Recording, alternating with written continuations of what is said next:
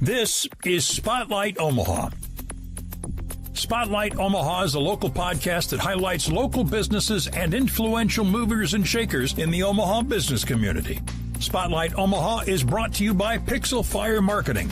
Now, from the Pyramid Contractor Studios, the host of Spotlight Omaha, Jimmy Allen.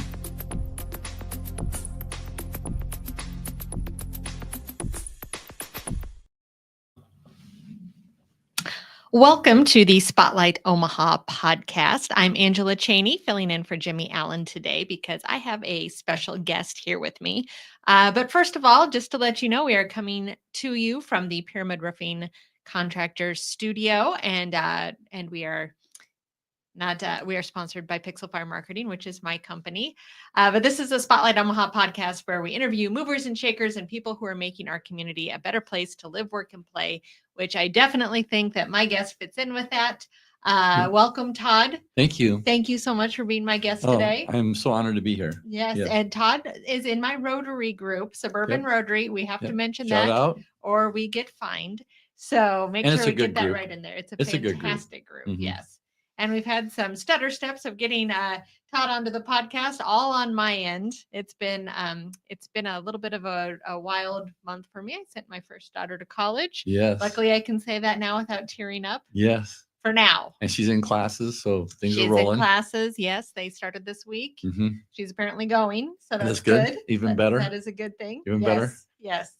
So Todd, tell me a little bit about your background and how you came to be. Well, let's just start with you. Tell me about your career. I know you had a very interesting career, so I want to hear more about that. Well, my career path was in swimming Mm-hmm. and coaching swimming. And it started back in the early 80s and did a little bit of age group coaching. Okay. And then I was at the University of Nebraska in Omaha, great school, taking classes. And my boss, Paul Serio, asked if I would like to coach an adult group. Okay. And there was about 12 folks. And I think I was a sophomore in college then. Were you on the swim team? Well, they didn't have a swim team. Okay. They had a swim club at the time. Okay. So it was pretty informal. Okay. And a great thing for me to be involved with. I really enjoyed it and learned a lot from Paul Serio. He was the coach of that. Anyways, Paul asked if I wanted to do that, and I said yes. And there was about a half dozen folks that started, and I had no idea what I was doing. 8:30 at night, a couple times a week, type of thing. So fast forward, it grew, and I graduated December of '84, and it wasn't quite a full-time job, but I became a graduate assistant at UNO. Okay. And was in the aquatics department at Campus Rec. Great group to be with. And then it started getting traction. Mm-hmm. We got an article in the Wednesday afternoon edition to the World Herald when they had that. And then it just started to blossom. And by the time I was done with graduate school, it became a full-time job in '87. And we had 200 plus swimmers. We had 20 practices a week. We had an assistant coach. And it was hopping. So was it an actual swim team by this point? No, that was just for masters. So that's just adults only out of high school that enjoyed swimming as a form of fitness. Uh-huh. And they love the structure. They love having someone on deck to watch and give them sets and to give them input. So in the swimming world, swimmers, I think, truly like to have someone watching them. Okay. Like having a coach. And so I fit that need. And it was a little overwhelming to begin with. Yeah. Because we had all levels from just a fitness swimmer to the Big 8 champion in the mile. Wow. And so that was pretty intimidating. But I learned that they just want input. If you're an elite athlete or if you're a beginning triathlete, they just want input. Mm-hmm. And I found that people like the structure where you have a start point, you have an end point, you come in, you turn off your mind, do what you're told to do, and then all of a sudden you're done. Yeah. And so they like that. And and so I've been doing that um, almost my whole career. I still coach master swimming. Okay. Not 28 times a week.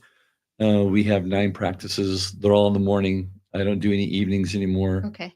Um, and we have about 75 to 80 people. They don't all swim at once, Wow. but we average about 25 people at a practice. Wow. And my wife is always mystified. She's like, Yeah. people show up at 5:30 and they pay you. And they say thank you. Yeah. It's like, yeah, Yep. That's how it goes. they do. So what did you go to school for? What were you Oh my planning to gosh. be? So I went my first year to Lincoln Mm-hmm. and went through 3 majors, all the way from agriculture, farming, computer science. Those 3, was totally lost. Yeah. Came back home to Omaha, went to UNO, and just started taking classes I liked. Graduated in exercise science. Okay. So Was that one of the fits. first 3 or 4 classes to graduate from the department. Mm-hmm. And so it was so much fun because there were no standards and protocols at that point. So we could kind of just go in and just, we were the guinea pigs. So we would Yeah. just try things. Yeah. And so that was a lot of fun to do it that way. And then my master's degree, because I didn't know what I was still going to do after I graduated, was in recreation management. And it was just a great fit for me, personality wise. And I was enjoying working in the university setting. And at the university setting, you have to have a master's degree. Mm-hmm. And it just allowed me to do a lot of different things. My advisor was super cool, Dr. Buchanan, in that he basically said, if you can justify a class, you can incorporate it. So the communications department, exercise science department, business department, I was able to do a lot of different things. Awesome. So And so you did it's a that lot. for your entire career, was swim coach. Swim coaching, yep. And we were always trying to push to get a swim team at UNO, Yeah. and that would always ebb and flow. Budget cuts, different things happening all the time. Sure. So Connie Clausen approached me. She was that women's athletic director Okay. at UNO, and she approached me saying, we are looking to create a women's swim team. It was between swimming and diving and soccer. They were both going to be added. They didn't know which one was going to be first because hockey was being added. Oh, okay. Yeah. So they had to add a women's sport. So I did a proposal for her. I did a bunch of background stuff for her, different schools in the conference, all that stuff, budget stuff. And myself and Paul Serio and Connie were meeting and just showing her, it's like, we can do this. We have a great facility. We have a great community, good swimming community background here. And at the end of my information for her, she looked at me and she's like, you want the job? And I was just like, what? Yeah. So I said, sure. And that left for quite a few, 2 or 3 rough years because I was trying to coach masters and start up a brand new swimming and diving team. Yeah. And that was burning the candle from both ends for a while. So I stopped coaching masters for that brief stint. And so in 97, we started the women's swim team. Okay. And that took off, became successful, won conference a couple of times, and placed top 10 at nationals a couple of times, just because we had good swimmers with great work ethics. Yeah. That really wanted to learn and develop and enjoy the sport. Yeah. And so that was just a lot of fun. And hats off to Mr. Leahy, Connie Clausen, Bob Dannenauer. Those folks were the ones that really got it going.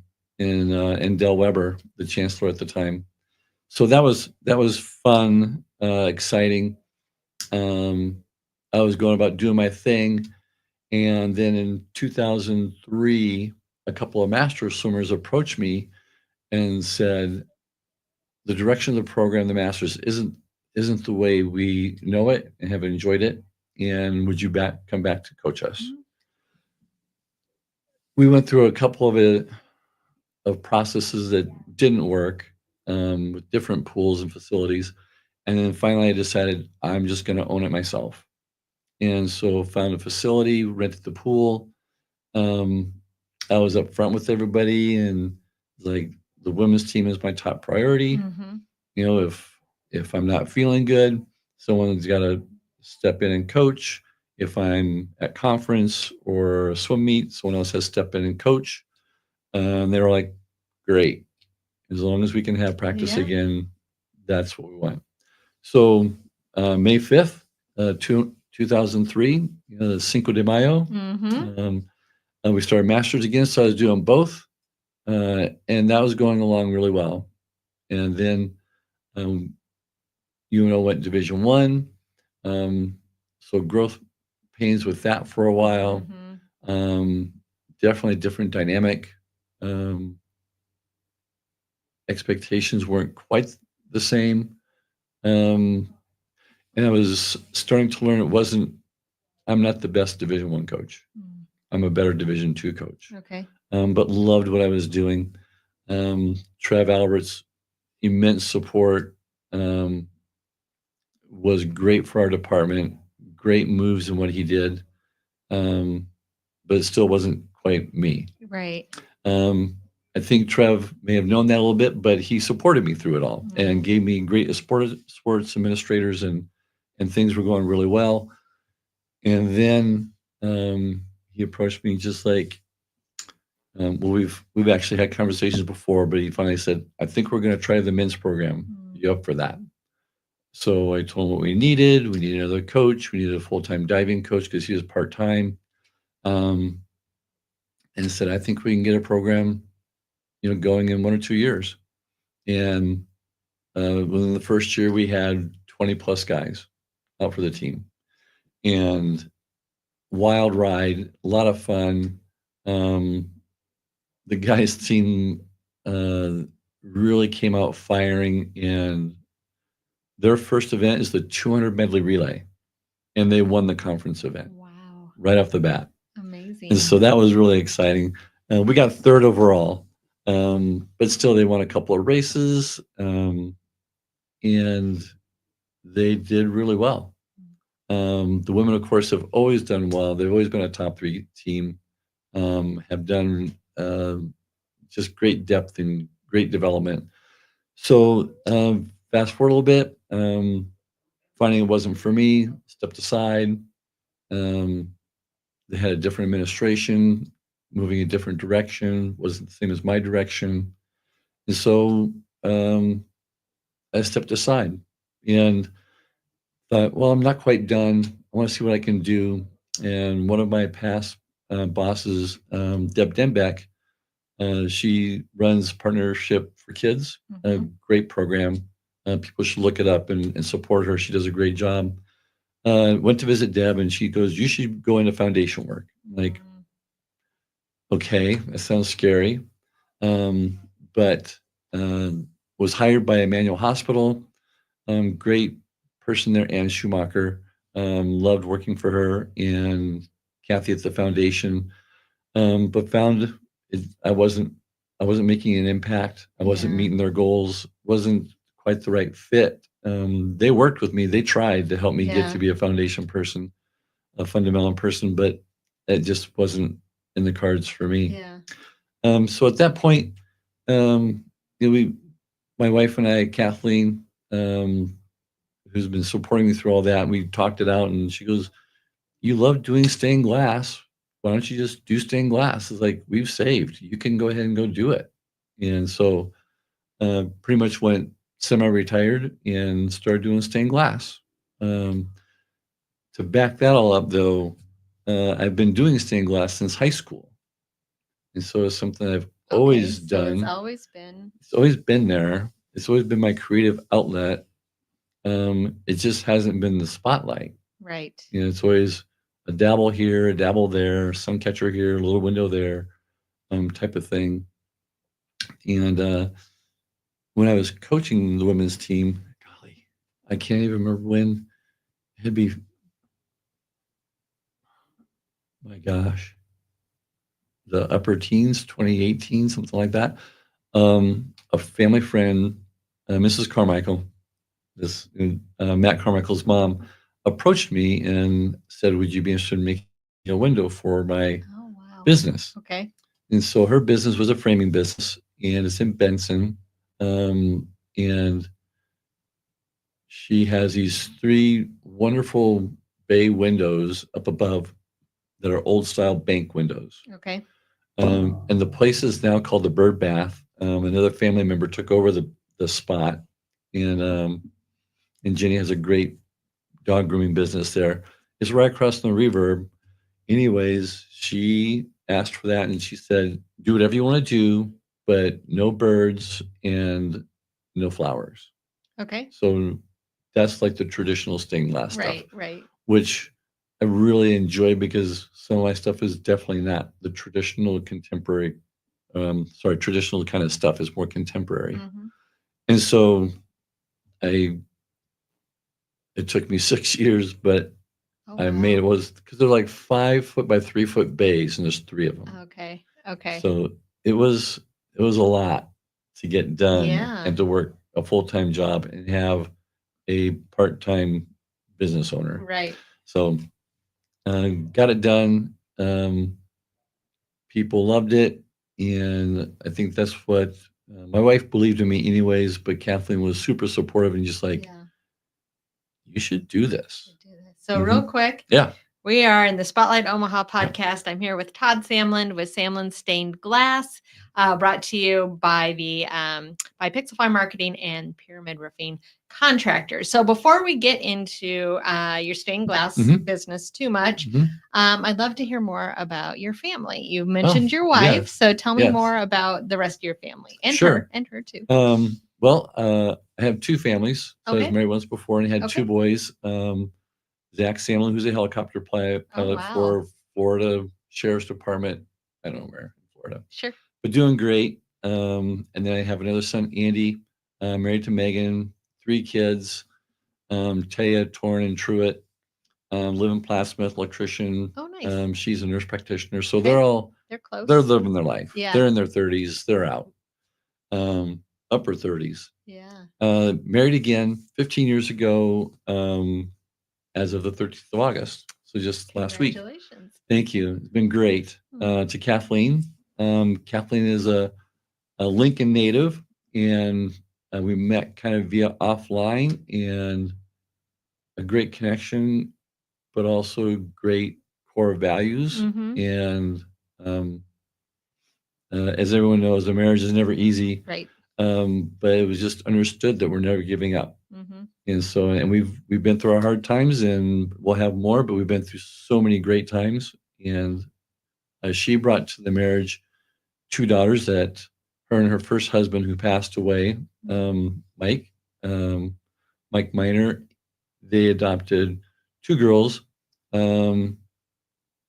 Rachel and Hannah, and they're both mid-20s. Both have special needs a little bit. Okay. But Rachel is fantastic. She works for Underwood Hills, Okay. full time, bikes to work 3 times a week, Wow. all that kind of stuff. Yeah. Loving it, living life, truly living life large. And then Hannah, she works for Omaha Christian Academy, Okay. a couple times a week.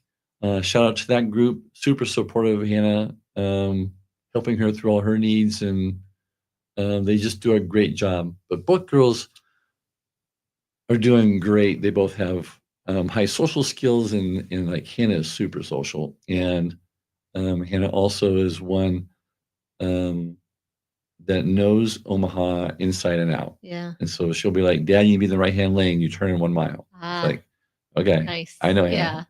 So that's fun. And then Rachel's just super independent, and she knows what she wants. She goes after it. I obviously, like any parent, need her help on my phone, Uh-huh. things like that. So those are all good. And then the love of my life, Kathleen, 15 years. She works as an educational assistant in the special education department at Westbrook Elementary. Okay. Wonderful. So shout out to them.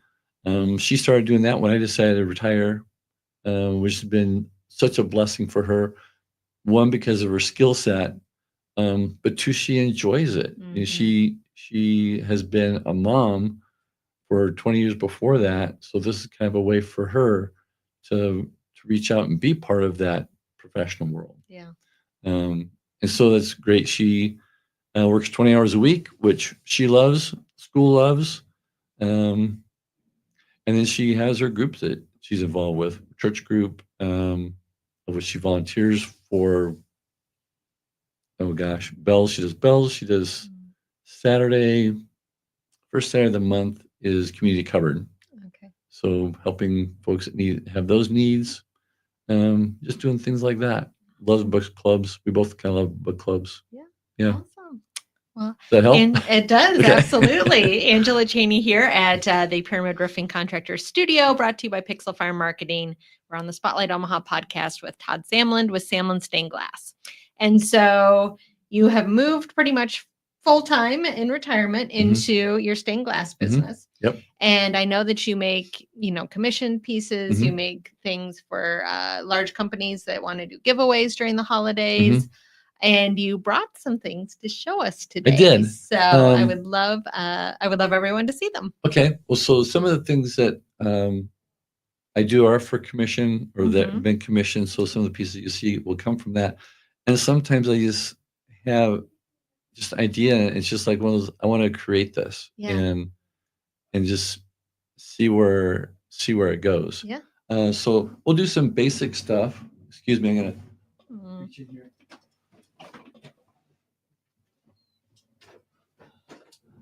I'll show you first my three big sellers, and whoops, I knocked it over. So this is a rainbow sun, and you can check that out. People love that. Lake people, ocean people love that. So you have the sunrise. My wife and I debate. I'm a sun person, so it's a sunrise to me, but she loves the moon, so it's a sunset for her. I would go with more of a sunset. Yeah. That's what I would say. I love the sun. And then this is a cardinal, and my dad passed away a couple years ago, 22 December, and so I made a cardinal, and people love cardinals. And so that is something I go through and make a couple every month because people just want those. So I bought one of these from you. Yes, you did. Yes, I did. Yeah. People love cardinals. And another one that's starting to be a good run is a hummingbird. I don't have any of those made right now, but people love hummingbirds. They're really cool. Yeah, they do. So I like to do different things. So I have made. Now, the three of these would be hung in windows, correct? Yeah, those are sun catchers. Okay. Yep. Yep. The next ones are not sun catchers in the sense that they're in the window, but I call them art on a stick. And so we will go with these. So the flowers and butterflies. People like butterflies. It's a classic, thing that's associated with stained glass, which I embrace. But it doesn't always help my creativity part of things. Sure. But I do love the way these butterflies will sit and the way they have kind of a flight feel to them. So it's not a flat feel, but it's more of a flight feel. So different colors and those you just stick in the yard? Yeah. Okay. Yeah. And so one of our Rotarians, Jennifer, saw these on Facebook. So I have a Facebook page, Samland Stained Glass, and she saw them and she goes, I want one of those. And so I had like a dozen of these made. And so I brought 12 because I didn't know which one Jennifer wanted. Right. So I brought them, and Jennifer is good at pushing me. She goes, you need to do brag for bucks. Yep. I'm like, brag for bucks? You can't do that because it's your business. He goes, no, they have a business brag for bucks. So for those who don't know Rotary, it's just a great way to make connections, somewhat in business, but more so in relationships. And so Jennifer was there when I started 2 or 3 years ago, along with Angela. And I think we started at the exact same time. I think so. We were in and Chuck together. Yep. And so we all did that, and it's just a great way to meet people, to create friendships and that. And give back to the community. A lot of Oh, community yeah. service. Yeah. Yep, they do. Yep. And that's one of the things. So Rotary sponsored the Iron Hawks Junior Triathlon. So that was my big thing this year. Okay. So I was involved with that for that event with all the training and everything. But we'll get back to Jennifer. So I brought the 12 butterflies for Jennifer, and she goes, "You need to brag for bucks." Like I go up and brag for bucks, and by the time I was done, I left with 3. Kevin Walsh bought a couple of them. Dan Cutt bought one.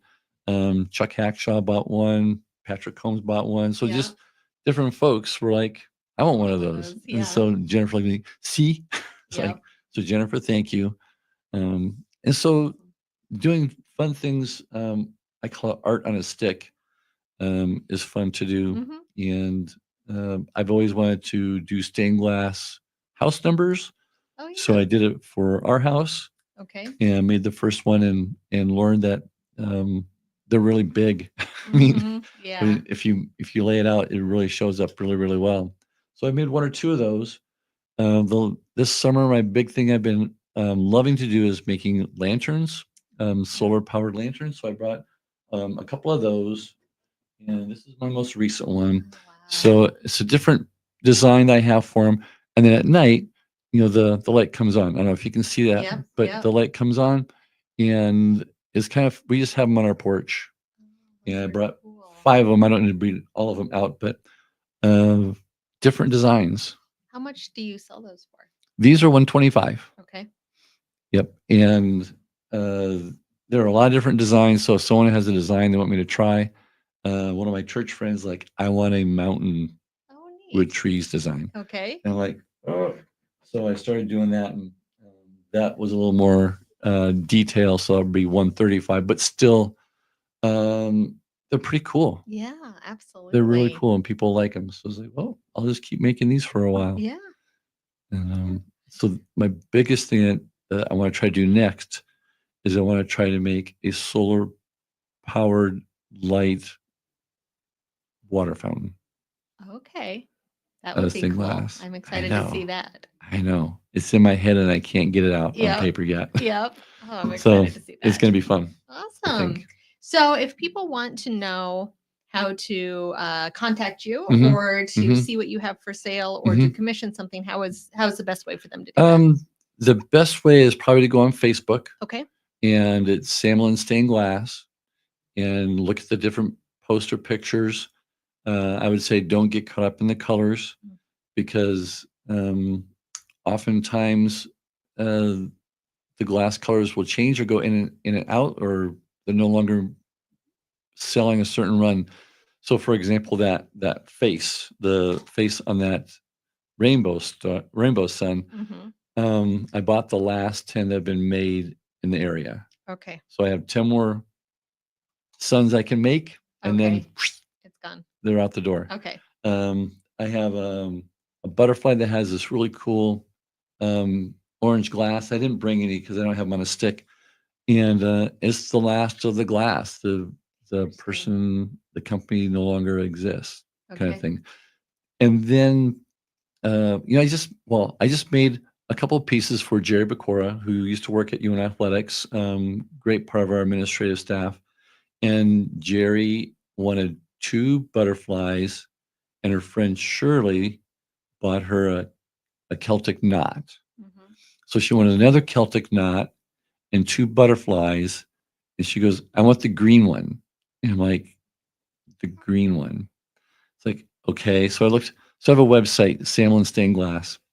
And Samland Stained Glass has so many things on it, from nativity sets to urns. Yeah. All kinds of different things that desperately needs to be updated. And so hopefully in the next month or 2, that'll get updated. But I just said, Jerry, why don't you come over? We'll look at glass. Yeah. And you can hand pick what colors you want for your butterflies.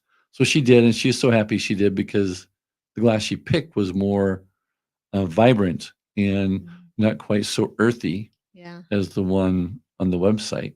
And so she picked them up today, and she's super excited.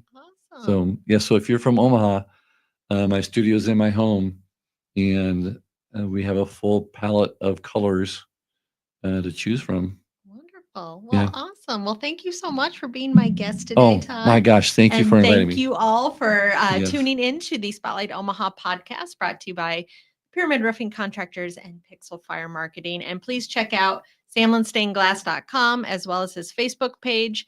And I can tell you from personal experience, great guy to work with. He'll help you out with anything. He'll help make sure that what you get is exactly what you want, that you're super happy with it. So please reach out to him for all of your stained glass needs. Holidays will be here before we know it. Yes, people love it. Yes. Yeah. So awesome. Well, thank you so much again Thank for you, being Angela. here with me. Yep. Thanks, everybody. And we'll see you next time on the Omaha Spotlight Podcast. Bye-bye.